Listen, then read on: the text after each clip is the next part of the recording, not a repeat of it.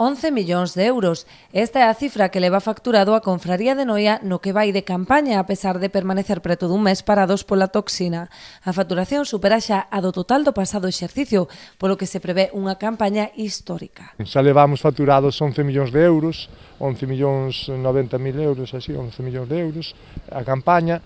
Bueno, porque os precios son fabulosos, como dicimos, e as capturas tamén, levamos 1.600.000 kilos tamén, entre a meixa e berberecho, 1,5 millón serán de berberecho e o resto da meixa, pero, bueno, moi ben, da falta decembro, esperemos que suba un pouquiño o berberecho e máis a meixa, nestas 2 semanas, sobre todo, bueno, máis non podemos pedir.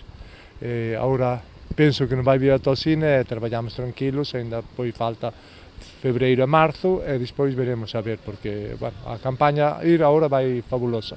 Nestas próximas semanas agárdase unha suba da cotización no berberecho, pero especialmente na ameixa, polo incremento da súa demanda durante o Nadal. Si, as perspectivas son boas porque teñen que agora subir os precios, agora esta semana que ven sobre todo, eu penso que vai subir porque hai demanda, van subir tanto os precios do berberecho e sobre todo a ameixa, que é onde máis demanda hai, porque ainda hai unha semana subimos os topes da ameixa e, bueno, son cada día 13.000 kilos e queremos que vai baixar un pouco, pero aguantouse, vai a 8 euros, a japónica, pensamos que vai chegar a 10 ou 10 e algo, e, bueno, pois estáse collendo a maioría os topes de japónica, babosa así que hai menos, é máis fina, pero os topes de berberecho todo o mundo os colle, e, bueno, moi ben, máis non se pode pedir.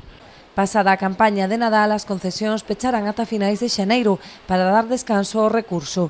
Os mariscadores volverán ao traballo en febreiro e marzo, e mesmo pode que en abril. O Cabildo estudará a posibilidade de alongar a campaña para compensar o peche pola toxina. Vámolo estudiar o Cabildo a ver o que facemos, non? A ver como vai indo febreiro e marzo, todo o mes de marzo vai ser traballar, todo febreiro, e despois vamos mirar, a mediados de marzo miraremos se traballamos algo en abril. Se traballamos tamén vamos traballar na zona de arriba, se traballamos, bueno, pero vamos esperar porque ainda faltan casi 3 meses.